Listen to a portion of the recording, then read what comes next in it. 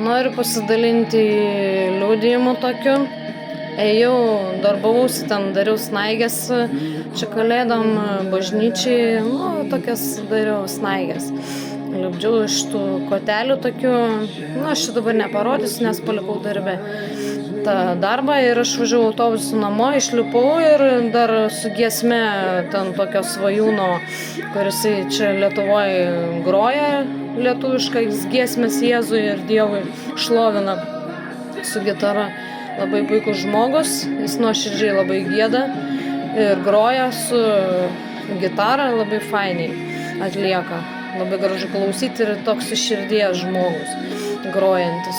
Ir vienas dalykas, ir aš taip klausiau jo giesmių, rankoje laikiau telefoną, jau sustrikė ir paišiau dar ant sniego netoli jau namų savo tų buto, ta prasme, namo. Ir ta prasme, paišiau ant sniego širdį Dievui ir taip galvoju apie jį. Ir iš kažkur, kad puolė mane, kad šoko šuo, nutraukė tai šeimininkiai, didelis toks juodas šuo prie 13 namo ten Rokišky.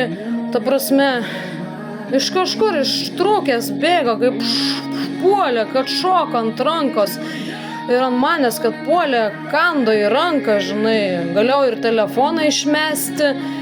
Ir sudaužyt galėjau, ir galėjau ranką perkastą būti, dar buvo be pirštinės visai, tai iš vis galėjau įkasti į ranką, sudraskyti. Ir dar kartų puolė, nieko nepadarė. Ir nieko neatsitiko, ta šeimininkė tada ją sugrebė jį šiaip ne taip ir tada šitą nuėjo. O aš taip ir nuėjau, sakau, ko čia tas šuo, sakau, puola, taip jūsų, sakau. Ir įsivaizduojat puolė. Ir, apsaugota buvau, visiškai apsaugota. Su ta giesmė į svajūną, ta giesmė apie Jėzų, kur klausiau, eidama buvau apsaugota be jokio įbrėžimo. Sveikutėlė grįžau namo, nieko neatsitiko, įsivaizduojat, koks įdomus stebuklas, kokia apsauga būna iš Dievo. Galėjo ranką man subraižyti, veidą galėjo įkasti, į koją galėjo įkasti, bet nieko neatsitiko. Galėjo įsilaužytą koją griebti ir kasti. Įsivaizduokit, kas galėjo nutikti. Belekas galėjo nutikti. Bet buvau apsaugota čia tai kaip kūdikėlis. Ir nuėjau savo nieko neatsitikusi.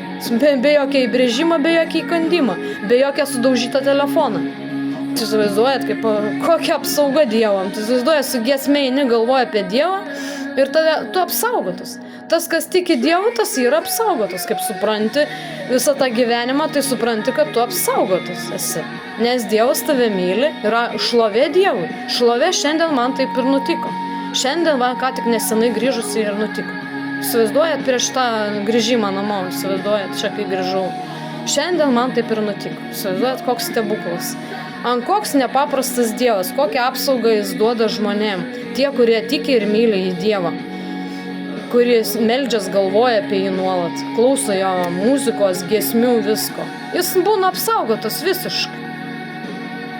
Gali sausas išlipti iš balos, kaip pasakyti.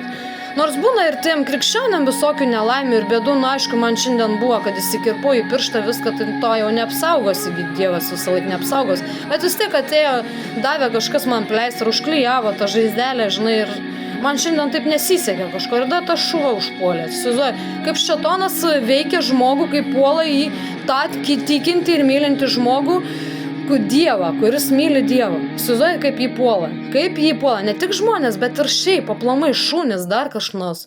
Kokias nesėkmės jį kaip puola. Jei ne Dievas, tai aš nežinau, aš negyvenčiau. Seniai jau būčiau po kapinės, žinokit, tai jau tokia tiesa. Ta norėjau pasidalinti su jums šiandien. Ačiū už dėmesį.